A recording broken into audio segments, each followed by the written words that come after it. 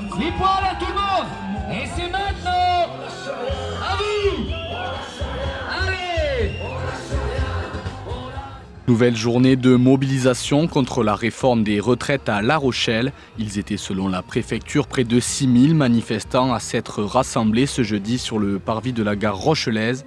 Au lendemain de la prise de parole d'Emmanuel Macron, écoutons la réaction des militants.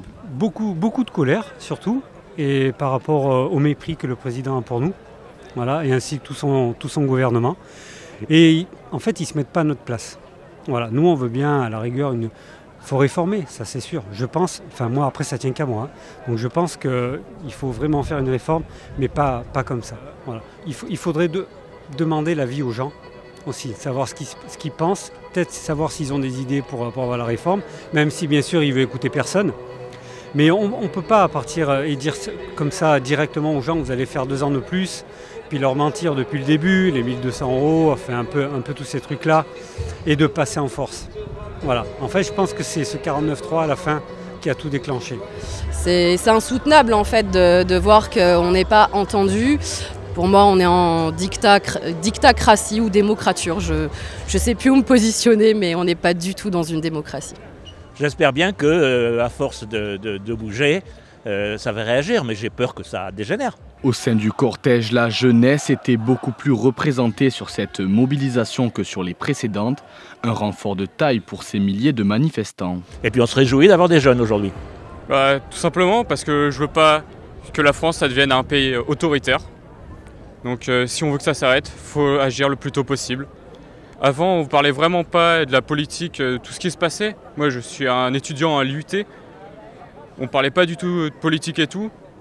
Depuis qu'il y a eu le 49.3 et surtout depuis le rejet de la motion de censure, on commence enfin à en parler à l'UT. Donc c'est bien que la jeunesse, on commence enfin à vraiment rentrer dedans. Donc ça veut bien dire que Macron ne va pas tenir longtemps.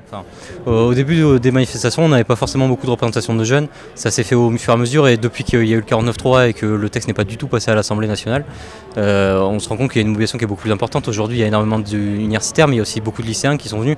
Donc oui, c'est important qu'on soit là en tant que jeunes. Étudiants, professeurs, cheminots ou encore retraités, pour tous ces militants, le combat reste le même et une chose est sûre, il n'est pas prêt de s'arrêter. En tout cas, on va essayer de se battre jusqu'au bout, ça c'est sûr. Mais je pense que de toute façon, il n'écoutera personne et il va le faire. Après, est-ce que ça va passer plus tard? Est-ce qu'il va vraiment la mettre en place? On ne sait pas. Donc c'est pour ça qu'on se bat jusqu'au bout. Et voilà, mais on ne baisse pas les bras, on continue, on est là. C'est pas évident, on essaye d'y croire.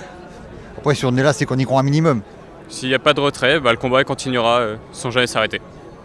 Parce que ça se trouve, il ne va pas écouter, comme il fait depuis le début, mais on essaye. Voilà, il faut se battre. Et je pense qu'il y a de l'espoir justement parce qu'on n'est pas loin quand même d'un éveil collectif et il faut garder espoir toujours. Nous, on irait jusqu'au bout, hein. Rien ne nous fait peur. Quand j'ai vécu 68, moi, alors vous savez, aujourd'hui, 2023, c'est petit à côté de 68. Alors on continuera.